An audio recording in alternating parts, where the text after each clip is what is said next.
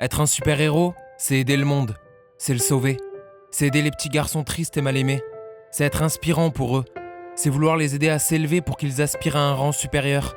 C'est se sentir aimé par le peuple, détesté par des monstres. Des monstres qu'il faut combattre parce qu'ils sont vraiment monstrueux. Alors qu'un héros, lui, il est parfait. Il est super. Il permet même aux enfants de remplir leur mur vide de son visage. Il leur permet de combler le vide qui les ronge. Mais il se passe quoi ? Il se passe quoi si les monstres le sont pour une raison et si les héros ne sont plus si super ?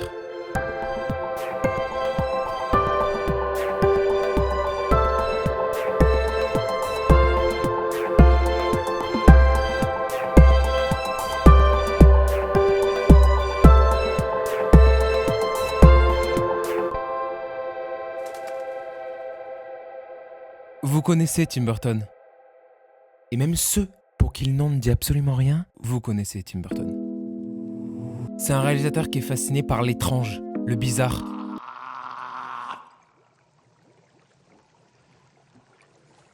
Celui qui est en marge. Celui à qui on n'adresse pas la parole pour son apparence repoussante. Celui à qui on sourit par politesse pour qu'il nous laisse tranquilles. Tim Burton, ces gens-là, il les fait passer de l'ombre à la lumière. Et c'est le centre de son deuxième film Batman. Il a vu l'opportunité d'une suite pour faire une sorte d'Elephant Man à lui.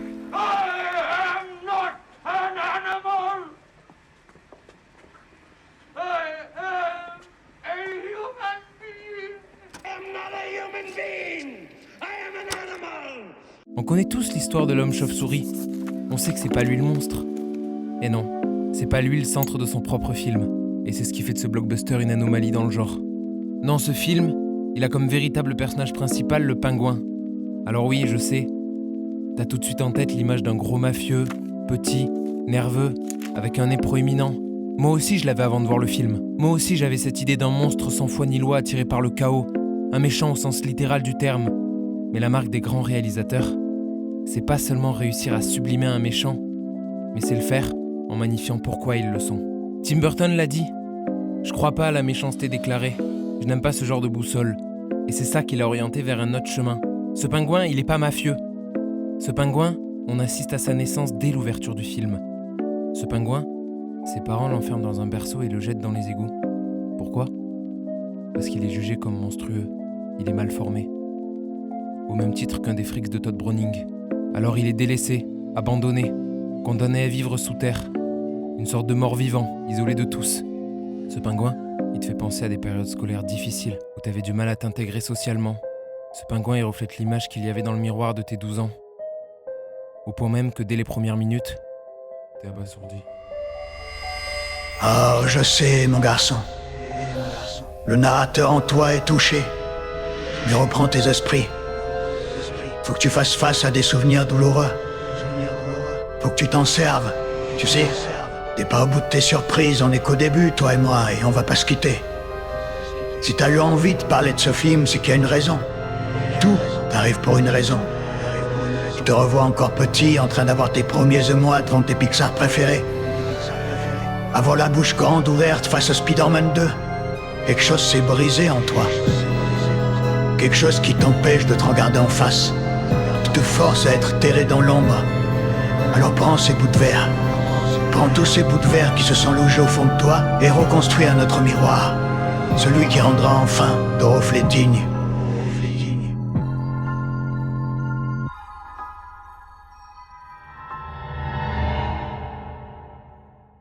Mais alors comment il fait, Burton ? Comment il fait pour te le rendre si attachant ? Déjà, on est avec lui pendant qu'il grandit. Enfin, une partie. Au début du film, pendant le discours du maire, le pingouin il est dans les égouts. Et que fait Burton ?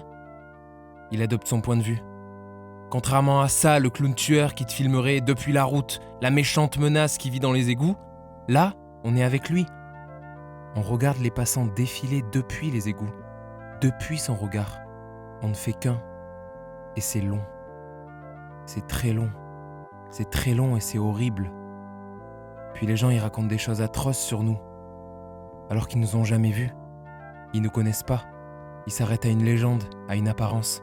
Puis les égouts. Si ça, c'est pas symbolique. Les égouts, c'est là où il y a les déchets. Littéralement, ce qu'on rejette. C'est ce qui est caché dans l'ombre. Il est d'ailleurs jamais montré en train de grandir au début. C'est une ombre de poussette. puis il devient une ombre de pingouin humain. En 33 ans.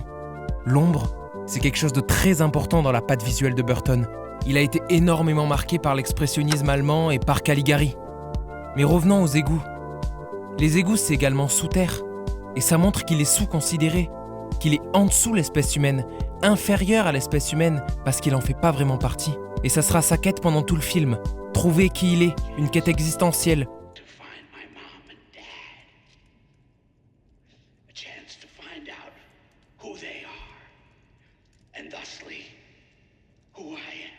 On n'est à même pas 10 minutes de film que Burton a déjà peint un perso si profond que peu importe ce qu'il fera, peu importe les actes qu'il commettra, ton cerveau n'oubliera pas et ton cerveau voudra justifier un peu ses actes.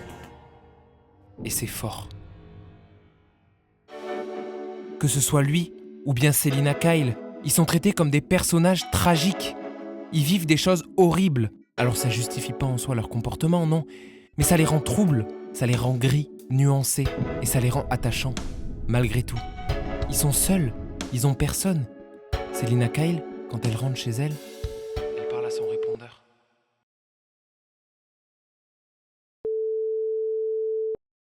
Bruce Wayne, il a vu ses parents mourir, mais il a grandi avec un majordome. Bien qu'il soit reclus lui aussi dans un grand château, il se permet de râler quand on lui sert un repas froid. Et puis même Batman devient ambigu, pour la simple et bonne raison qu'il tue des gens. Ça peut paraître anodin, mais je vous assure que tuer pour Batman, ça a toujours été établi comme un acte qui le rendrait similaire à tous ceux qu'il combat. Et là, sans aucune raison, au lieu d'un combat à main nue, il place une bombe sur le ventre d'un clown pour le faire exploser. Pour Burton, le film est une réflexion sur les manières de percevoir le bien et le mal. Mais il y a quand même, malgré tout, un vrai méchant. C'est notre homme d'affaires Max Schreck. Déjà, Shrek, c'est une référence non pas à un super dessin animé pas encore sorti à l'époque, mais plutôt à Nosferatu, d'où ce look de vampire qu'il arbore tout le long du film. Et puis au final, il joue des rôles, il est plein de vices, il fait des coups en traître, mais pourtant, c'est le seul d'apparence humaine. C'est lui qui nous ressemble vraiment. Et c'est lui le vrai monstre. On respecte le monstre politique par égocentrisme. Et oui, il nous ressemble. Alors, il peut pas être horrible contrairement à celui qui est différent. Max Schreck se servira d'ailleurs du pingouin comme bête de foire politique. C'est pourquoi, alors qu'il venait à peine de goûter à la normalité, qu'il retournera dans les profondeurs de Gotham avec sa vraie famille. Ceux qui s'en foutent de sa différence. On aura vécu sa naissance et sa mort. Le tout dans un périple où les hommes cherchent à devenir des animaux et les animaux cherchent à devenir des hommes. Et tout le monde veut savoir qui il est.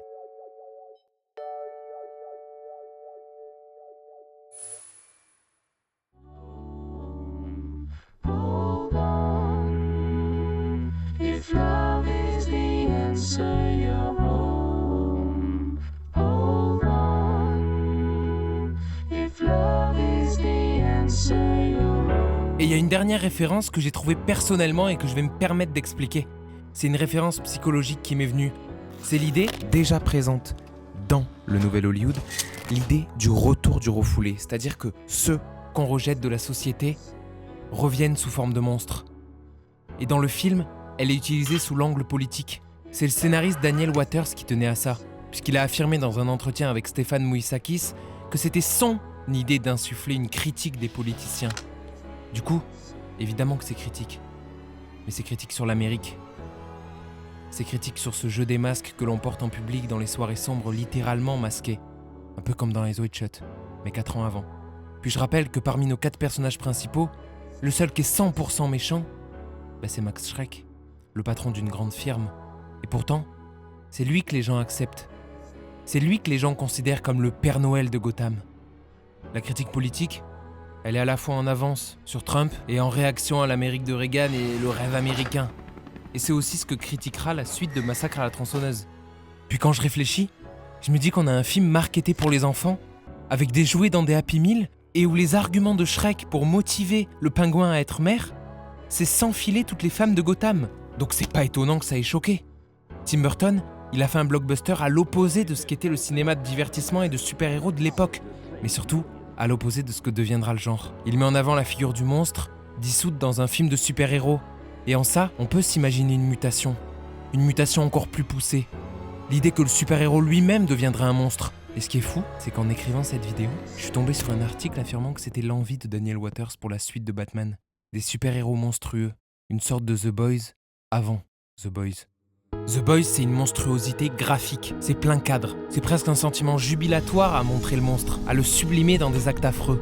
C'est pour le créateur de Marvel, pouvoir rime avec responsabilité, ici, il rime avec corruption. Un ton cynique et réaliste qui nous fait nous questionner. Si des humains avaient des super pouvoirs, s'ils étaient au-dessus de nous, est-ce qu'ils se comporteraient vraiment comme des héros ?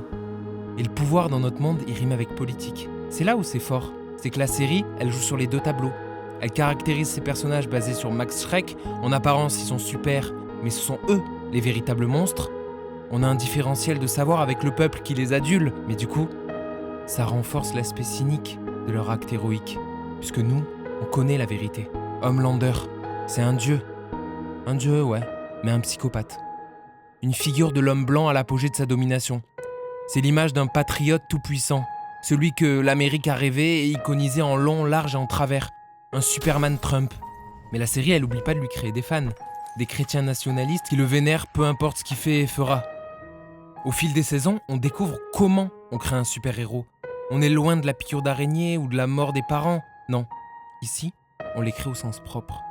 Avec une drogue. On les fabrique. Mais on les crée aussi au sens figuré. Comme des politico-influenceurs. Avec des campagnes de marketing qui rappellent certains de la Maison Blanche. The Boys, ça te montre des vrais super-pouvoirs. Ceux qui existent dans le monde réel. Ceux d'une firme du CAC 40. Ceux d'un gouvernement. La capacité inépuisable à façonner des dieux et des déesses.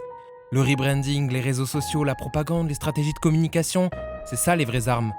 Des armes confectionnées pour gagner la guerre de l'image. C'est une firme qui va injecter un poison tout en faisant croire qu'il est l'antidote à ce poison. Homelander, il va voler du composé V pour le donner à des organisations terroristes, pour ensuite aller les combattre. Ce serait comme vendre des armes à des gens qui feraient des attentats avec, puis ensuite aller les combattre. The Boys, c'est un commentaire très contemporain, tout comme l'était Burton. Mais c'est aussi à contre-courant. À contre-courant de tout le genre super-héroïque qu'on nous sert depuis bientôt 2 décennies. Mais aussi à contre-courant de la culture mainstream.